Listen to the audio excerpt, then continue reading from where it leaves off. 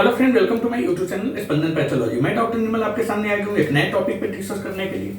आज का जो हमारा टॉपिक है जिसके ऊपर हम डिस्कस करने वाले हैं उस टॉपिक का नाम है टाइप्स ऑफ पैरासाइट्स।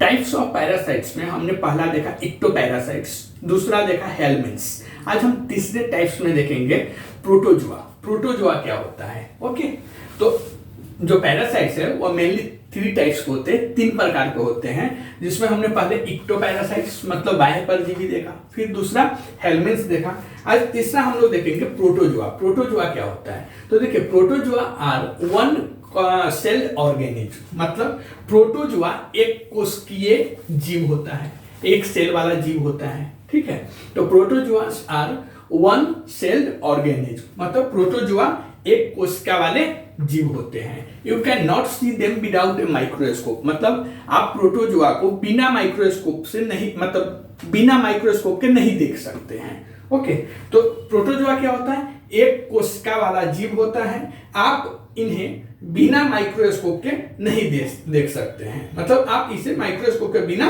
नहीं देख सकते हैं। They may live in your intestine, blood and tissues. जो प्रोटोजुआ होता है वह आपकी इंटेस्टाइन मतलब आंत, ब्लड और टिश्यूज में रह सकता है।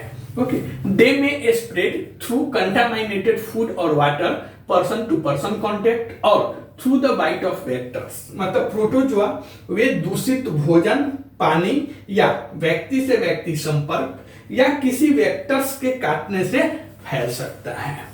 Experts there are 10 of thousands of different types of protozoa, मतलब कि प्रोटोजुआ का हजारों अलग अलग टाइप्स, हजारों अलग अलग प्रकार के प्रोटोजुआ पाए जाते हैं। Experts classify them according to how they move, मतलब एक्सपर्ट्स जो है, विशेषज्ञ जो है, वह प्रोटोजुआ के उनके गति के अनुसार क्लासिफाइड करते हैं, मूविंग स्पीड के अनुसार उसे क्लासिफाइड करते हैं। They main types that affect people including, मतलब लोगों को प्रभावित करने वाले प्रोटोजुआ इस प्रकार के, जैसे अमीबा, सिलिएट्स, फ्लैजिलेट्स और स्पोरोजुआ।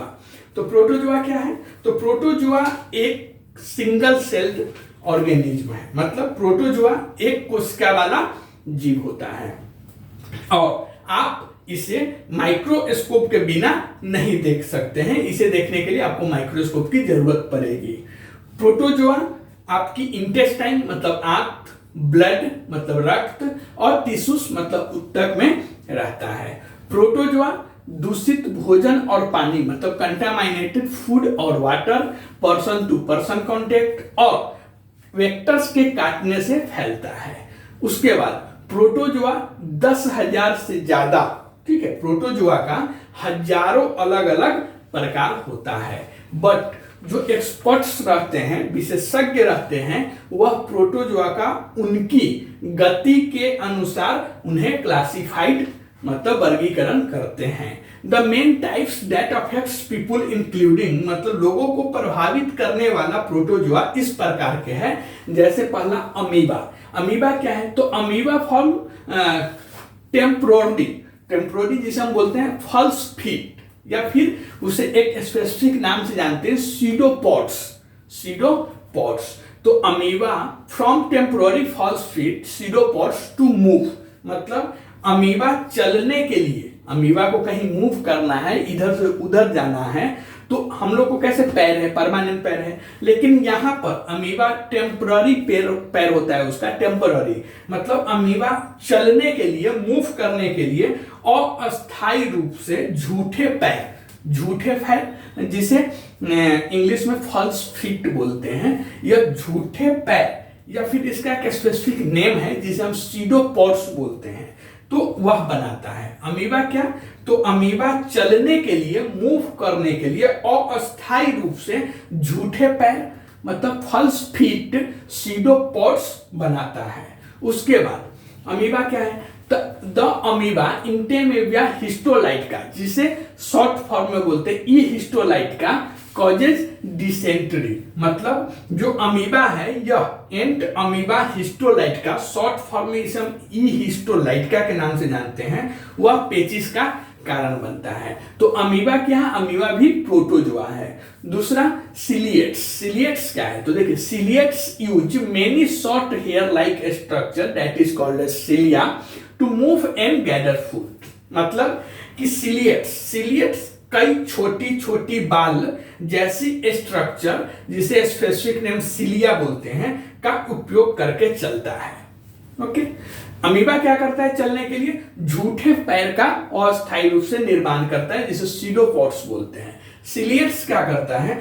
तो सिलिएट्स कई छोटी छोटी बाल जैसी स्ट्रक्चर मतलब सिलिया का उपयोग करके चलता है और अपनी भोजन इकट्ठा करता है। ओके, अपनी भोजन प्राप्त करता है। उसके बाद वैलेंटिडियम कोलाई। वैलेंटिडियम कोलाई जिसे शॉर्ट फॉर्म में बोलते हैं बी कोलाई, जैसे ई कोलाई होता है वैसे यहाँ पे हम बी कोलाई बोलेंगे। तो B coli is the only ciliates that affects people. मतलब कि वैलेंटिडियम कोलाई शॉर्ट फॉर्म में इसे बी कोलाई बोलेंगे, वह एकमात्र ऐसा सिलिएट्स है जो लोगों को प्रभावित करता है और इट कॉजेज डिसेंट्री और पेचिस का कारण बनता है। ओके, सिलिएट्स का एकमात्र जो है एग्जांपल वह क्या है? तो वैलेंटिडियम कोलाई जिसे शॉर्ट फॉर्म में बोलते हैं बी कोलाई। तो यह बी कोलाई एकमात्र ऐसा सिलिएट्स है जो लोगों को प्रभावित करता है और डिसेंट्री या पेचिस का कारण बनता है। नेक्स्ट होता है फ्लैजिलेट्स। फ्लैजिलेट्स क्या है? तो देखिए फ्लैजिलेट्स यूज वन और मेनी वाइप लाइक स्ट्रक्चर जिसे हम फ्लैजिला बोलते हैं to move and sense their surroundings. मतलब कि फ्लैजिलेट अपने आसपास के चीजों को महसूस करने के लिए और उसे घूमने के लिए एक या कई चाबुक जैसी स्ट्रक्चर, जैसे बैलून को मारने वाला चाबुक नहीं रहता वैसा चाबुक जैसी स्ट्रक्चर जिसे फ्लैजिला बोलते हैं, फ्लैजिला, उसका इस्तेमाल करता है। तो फ्लैजिलेट क्या है? तो देखिए फ्लैजिलेट्स अपने आसपास के चीजों को सेंस करने के लिए, महसूस करने के लिए और घूमने के लिए एक या कई चाबुक जैसी संरचनाओं स्ट्रक्चर जिसे चाबुक बोलेंगे उसका इस्तेमाल करता है flagella. The flagellate Giardia intestinalis causes giardiasis and Trypanosoma brucei cause sleeping sickness. मतलब क्या है कि फ्लैजिलेट जो फ्लैजिलेट है यह जियार्डिया इंटेस्टिनालिस जियार्डियस का कारण बनता है और ट्रिपैनोजोमा ब्रूसी नींद की बीमारी का कारण बनता है। तो यह क्या है? यह भी एक फ्लैजिलेट है, मतलब प्रोटोजुआ है। नेक्स्ट होता है स्पोरोजुआ। स्पोरोजुआ को हम बोलते हैं apicomplexan. Apicomplexan in their adult stage sporozoa are not capable of moving. मतलब कि एपिकॉम्प्लेक्सन या स्पोरोजुआ अपने एडल्ट स्टेज में स्पोरोजुआ हिलने डुलने में सक्षम नहीं होता है। ठीक है, मूविंग मतलब एडल्ट स्टेज में स्पोरोजुआ हिलने डुलने में, मूविंग करने में सक्षम नहीं होता है, मतलब ये पूरा स्थिर हो जाता है। They eat the food their host is digestive और देयर होस्ट बॉडी फ्लूइड्स। मतलब कि वे अपने मेजबान द्वारा पचाए गए भोजन या अपने मेजबान के होस्ट के शरीर के तरल पदार्थ को खाते हैं। The sporozoa Plasmodium causes malaria and Cryptosporidium causes cryptosporidiosis. Okay, मतलब क्या है? तो स्पोरोजुआ प्लाज्मोडियम मलेरिया का कारण बनता है और क्रिप्टोस्पोरिडियोसिस का कारण बनता है। तो स्पोरोजुआ क्या है? यह भी एक पैरासाइट है। मलेरिया क्या है? पैरासिटिक डिजीज है। नींद की बीमारी जो स्लीपिंग सिकनेस जिसे हम बोलते हैं वह क्या है? वह भी एक पैरासिटिक इन्फेक्शन है। तो इस टाइप से प्रोटोजुआ होता है। तो आज हमने थर्ड टाइप्स देखा। पहला हमने देखा था इक्टोपैरासिट जो मतलब बाह्य परजीवी जिसे हिंदी में बोलते हैं, शरीर के बाहर आता है। दूसरा हेलमिन जिसमें हम टेप फॉर्म में ये वगैरह फ्लिक्स वगैरह जो देखा था वह हेलमिन था। तीसरा क्या होता है? तो तीसरा प्रोटोजुआ। प्रोटोजुआ क्या है? तो प्रोटोजुआ एक सिंगल सेल मतलब वन सेल ऑर्गेनिज्म है, मतलब एक कोशिका वाले जीव है। आप इसे माइक्रोस्कोप के बिना नहीं देख सकते हैं। प्रोटोजुआ आपकी बॉडी की इंटेस्टाइन, ब्लड और टिश्यू में रह सकता है। प्रोटोजुआ या प्रोटोजुअल डिजीज या पैरासिटिक डिजीज दूषित भोजन या पानी खाने पीने से या व्यक्ति से व्यक्ति संपर्क या किसी वेक्टर्स के काटने के थ्रू फैलता है। ओके, प्रोटोजुआ का हजारों अलग अलग टाइप्स होता है, अलग अलग प्रकार होता है। जो एक्सपर्ट्स होते हैं, विशेषज्ञ होते हैं, वह उनकी गति के अनुसार उन्हें क्लासिफाइड करते हैं। लोगों को प्रभावित करने वाला जो प्रोटोजोआ है वह इस प्रकार के हैं, जैसे पहला एमीबा। एमीबा क्या है? तो अमीबा चलने के लिए अस्थायी रूप से झूठे पैर, फॉल्स फीट, सीडोपॉड्स बनाते हैं। ओके, अमीबा, एंट अमीबा हिस्टोलाइट का, ई हिस्टोलाइट का, जो पेचिस मतलब डिसेंट्री का कारण बनता है। उसके बाद सिलिएटिस। सिलिएटिस क्या है? तो देखिए, सिलियस जो होता है, सिलियस कई छोटी बाल जैसी स्ट्रक्चर जैसे सिलिया का उपयोग करके चलता है और भोजन इकट्ठा करता है, भोजन प्राप्त करता है। वैलेंटिडियम कोलाई, जिसे बी कोलाई बोलते हैं, वह एकमात्र सिलिएट है जो लोगों को प्रभावित करता है, डिसेंट्री का कारण बनता है और पेचिस वगैरह देता है। नेक्स्ट होता है फ्लैजिलेट्स। फ्लैजिलेट्स क्या है? तो देखिए, फ्लैजिलेट्स अपने आसपास के चीजों को सेंस करने के लिए, महसूस करने के लिए और घूमने के लिए एक या कई चाबुक जैसी स्ट्रक्चर फ्लैजिला का इस्तेमाल करता है।